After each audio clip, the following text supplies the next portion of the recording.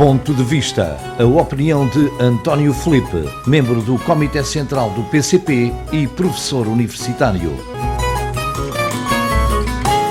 Caros ouvintes, no momento em que gravo este meu ponto de vista, acabou de ser anunciado que o Presidente da República decidiu promulgar 7 diplomas que tinha pendentes para promulgação, alguns dos quais foram aprovados na Assembleia da República e contra o voto dos partidos do Governo, do PSD e do CDS, tendo sido aprovados pelos demais partidos, que implicam despesas, um aumento das despesas do Estado. Nos casos, e noutros casos, têm que ver com a estrutura da receita. Em todo o caso, tem impacto orçamental. Estou-me a referir particularmente à legislação aprovada na Assembleia da República em matéria de IRS, que, ao contrário do que o Governo pretendia, faz incidir o desagravamento sobre os rendimentos mais baixos e não sobre rendimentos intermédios, mas relativamente altos, como era a intenção do Governo, e estou-me a referir também ao diploma relativo às portagens nas ex-SCUT, e estamos a falar de portagens como, designadamente, a A23, como a Via do Infante, ou seja, um conjunto de portagens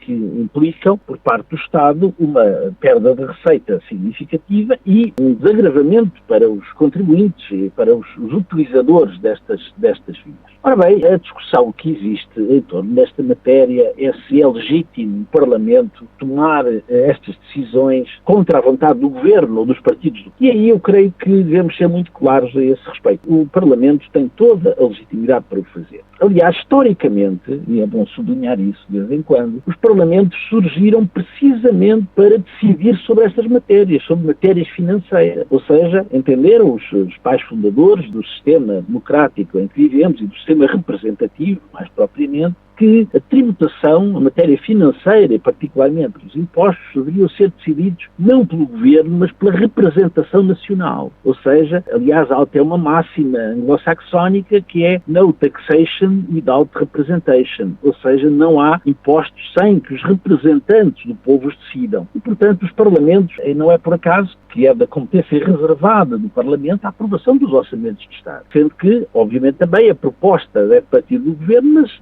havendo um governo minoritário, ou seja, não havendo uma maioria absoluta na Assembleia da República, o Governo tem que chegar a entendimentos para fazer aprovar a legislação que propõe, por maioria de razão, em matéria económico-financeira. Ora bem, o que se passa com estas medidas é que elas não vão ter consequências financeiras no ano em curso. São medidas que só entram em vigor em janeiro de 2025, mas, evidentemente, o Governo, ao elaborar a sua proposta de Orçamento de Estado, vai ter que ter em conta as medidas que foram aprovadas no Parlamento. E, portanto, em síntese, o Parlamento é soberano, o Governo não pode invocar ilegitimidade por parte da Assembleia da República para aprovar medidas que tenham impacto financeiro para o ano seguinte. O Parlamento só não pode aprovar medidas com impacto financeiro relativamente ao ano em curso, porque isso é que viola a chamada Lei Travão.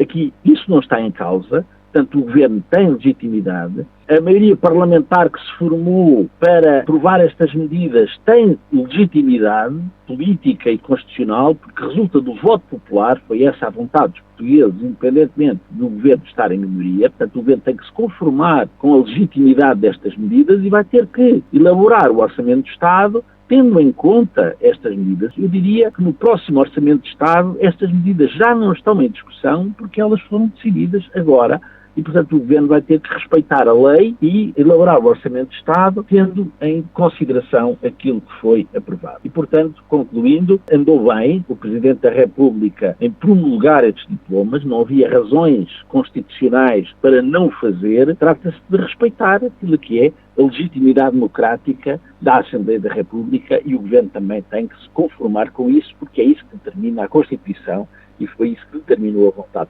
popular. Ponto de Vista, a opinião de António Filipe, membro do Comitê Central do PCP e professor universitário.